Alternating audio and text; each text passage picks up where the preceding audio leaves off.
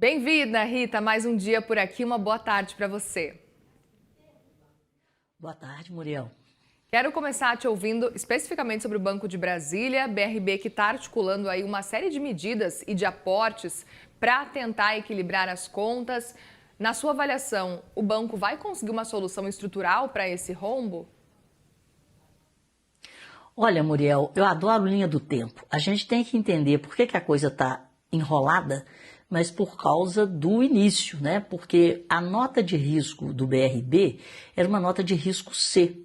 E a União e o Tesouro, né, o governo federal, a União e o Tesouro, eles não podem dar aval para instituições financeiras, para estados, né, no caso o Distrito Federal, porque o controlador do BRB é o Distrito Federal. Então a União e o Tesouro não podem dar aval a um estado, no caso, né, a uma instituição financeira de um estado cuja nota de risco é C. Então, para tentar fechar o acordo e não privatizar ou assumir a própria quebra do BRB, que isso seria, assim, para o sistema financeiro não seria nada bom, mas a outra saída poderia ser a privatização, porque nós estamos falando de um banco que chegou a esses problemas por uma questão de ineficiência da gestão. E essa ineficiência da gestão, ela está diretamente ligada à intromissão política na gestão de uma instituição. Então, as decisões foram muito mais políticas do que técnicas. E o contribuinte de Brasília pagando por isso. Então, se o governo do Distrito Federal não tem essa competência para gerir uma instituição, que ela, né, fosse aí privatizada. Mas aí o governo recorreu ao STF para ver como é que dava para consertar esse imbróglio. E o STF, ele fez um acordo. Nesse acordo, o STF falou, não, o governo, a União, o governo federal e o Tesouro não precisam de dar o aval. Mas a União repassa para o governo do Distrito Federal dois fundos. Um é o Fundo de Participação dos Estados e o outro é o Fundo de Participação dos Municípios. E o dinheiro que a União repassa através desses fundos seria uma garantia para os bancos, né, participantes desse pool. E o dinheiro é do Fundo Garantidor de Créditos. Tudo bem, tem banco público, mas tem banco privado. O que está pegando é os bancos privados temem que eles poderiam não ter acesso a essa garantia em caso de uma inadimplência. Então, são duas coisas que estão pegando. É esse nível de garantia, que foi uma garantia indireta da União, não é uma garantia direta da União e do Tesouro, é através desses fundos que são repassados para o BRB. E a outra coisa é o custo da operação, porque o BRB quer fechar essa operação a um custo aí de uma taxa em torno de 4,5%. E tudo no mercado financeiro, né, gira em torno de custo. Então, o juro real de 4,5% e a garantia, que é o cerne, né, são os dois pilares dessa operação. São os dois pilares que ainda não se chegou a um acordo com o mercado. Perfeito, Rita. Outro ponto para a gente conversar por aqui também é o rombo que está preocupando nas contas públicas. Afinal, a gente teve o levantamento divulgado de que a dívida pública avançou para 81,1% do PIB.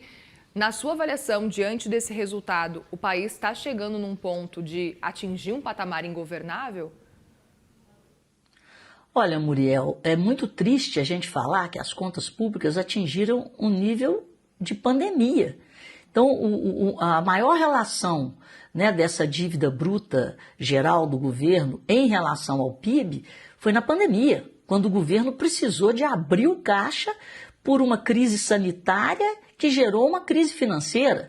Então ele tinha que acudir a hospitais, ele tinha que acudir à a saúde das pessoas e a saúde das empresas e das famílias, né? A saúde financeira e a saúde mesmo, né, sanitária ali com a crise da pandemia.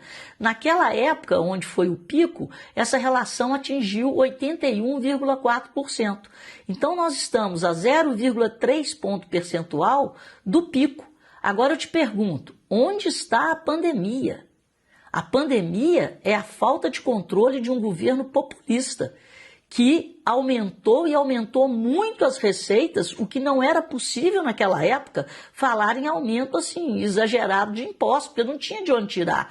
A atividade econômica estava semi-paralisada, o setor de serviços, que responde por mais de 60% na participação relativa do PIB, parou. Então nós tivemos uma crise sem precedentes nesse século que fez com que o governo tivesse sim que gastar e gastar muito. E na época foram cerca de 800 bilhões. E essa relação chegou a 81,4% do PIB. Depois houve uma retomada da economia e um ajuste das contas públicas em que esse número, quando o presidente Lula assumiu o seu terceiro mandato, essa relação estava em 71,7, ou seja, o governo Bolsonaro conseguiu pagar grande parte desses gastos que foram feitos durante a pandemia, através do controle das contas públicas. E agora, nesses seus quase 4 anos de governo, o presidente Lula elevou em 9,4 pontos percentuais essa relação, por gastar e gastar e gastar, apesar de ter promovido um dos maiores aumentos de carga tributária do século.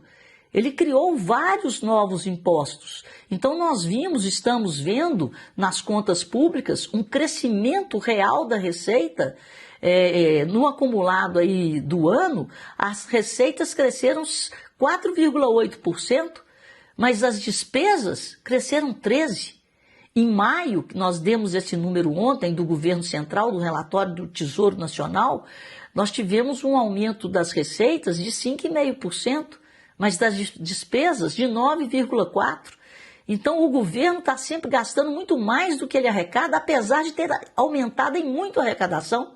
Então, quando você aumenta a arrecadação, isso é um sacrifício das famílias, é um sacrifício das empresas, porque são mais impostos, mais rendimentos, mais renda que a gente ganha, que a gente repassa para o governo. É o lucro das empresas indo para o governo, a renda das pessoas indo para o governo. E o que vem para nós? Vem juros nas alturas. De acordo com os números divulgados hoje, que é a dívida consolidada, porque ontem nós falamos aqui do governo central. O governo central ele engloba a União, né, o Banco Central e a Previdência. E agora a dívida consolidada engloba estados, municípios e as estatais. Então, nessa consolidação é que a gente tem essa dívida bruta geral.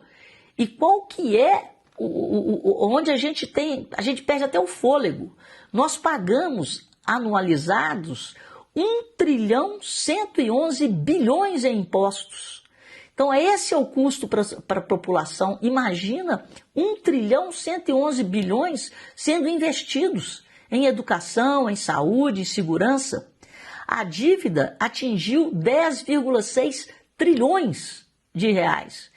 Então, é muita coisa, é muito dinheiro por essa irresponsabilidade fiscal que acrescentou 9,4 pontos percentuais em apenas 4 anos, saltando de um nível de pandemia, né, o Bolsonaro conseguiu reduzir e nós voltamos para a pandemia da irresponsabilidade, para a pandemia do gasto público. Então é isso que a gente está pagando hoje. Estamos chegando num nível muito perigoso, quase que insustentável. Foi o que eu disse ontem, né? Quando você tem um Estado gastando cada vez mais e entregando cada vez mais dívida e cada vez mais juros a serem pagos, quem te financia fica com medo de você quebrar.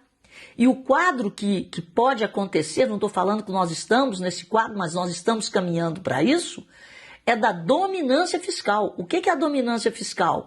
A sua situação fiscal de dívida em relação àquilo que você produz, em relação ao seu PIB, o seu pagamento de juros fica tão alto, tão elevado, que o seu credor para de querer te financiar. Apesar de você colocar o juro na lua, ele fala, não vou financiar não, pode quebrar. Nós ainda temos reservas, Mas essas reservas, o comprometimento delas está cada vez maior, porque a nossa dívida externa também tem aumentado. Então, a situação do Brasil, dessa irresponsabilidade com a adequação de receitas com gastos, está tomando um rumo crítico. E o rumo crítico pode nos levar à dominância fiscal. Só para dar um exemplo, dominância fiscal, a gente viu isso na Argentina e na Venezuela, quando a taxa de juros ia para 140%, 150% ao ano, mas ninguém queria colocar dinheiro lá. Esse é um quadro caótico. Então, nós temos que prevenir esse quadro. Como? Revertendo essa situação. E como se reverte a situação dessa? Tendo responsabilidade com o gasto. Ou seja, nós temos que dar o passo do tamanho das nossas pernas. Nós podemos gastar aquilo que a gente ganha. Aí a gente sinaliza que a dívida estabilizou e que o pagamento de juros também vai estabilizar e o Banco Central pode reduzir os juros de forma mais rápida e mais intensa. Mas do jeito que está aí, só aumentando a dívida, o nosso credor vai querer cada vez mais juros. Rita Mundim, obrigada pela sua análise. Um bom trabalho, boa semana para você. Muito obrigada. Tchau. Obrigada.